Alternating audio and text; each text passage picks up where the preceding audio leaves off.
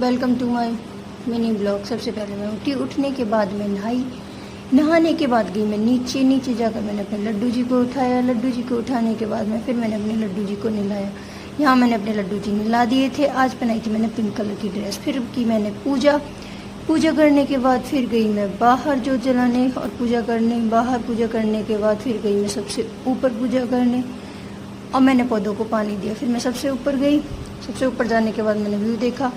फिर मैंने दिया सबसे ऊपर पौधों को पानी। नीचे आके देखा तो दीदी कर रही थी मेरी सरारा पर तुरपाई। फिर मैंने निकाली झाड़ू निकालने के बाद फिर की मैंने मम्मी जी की चोटी। यहाँ मैं मम्मी जी की चोटी कर रही थी। फिर मैंने मम्मी जी की चोटी कराने के बाद फिर मैंने खाना बनाया। खाना बनाने के बाद मैंने मम्मी जी को खाना दिया। फिर मैंने किए बर्तन साफ़ करने के बाद यहाँ दीदी ने बना दी थी सब्जी और आटा भी लगा दिया था। फिर मैंने भी खाया खाना। फिर हम आगे शाम को छत पर आने के बाद फिर हमने खाए चावल खाने के बाद मैंने खोला अपना पार्सल, जो कि बहुत प्यारी सी चीज़ आई थी। उसके बाद पिया मैंने मैंगो शेक पीने के बाद हम चले गए ऊपर।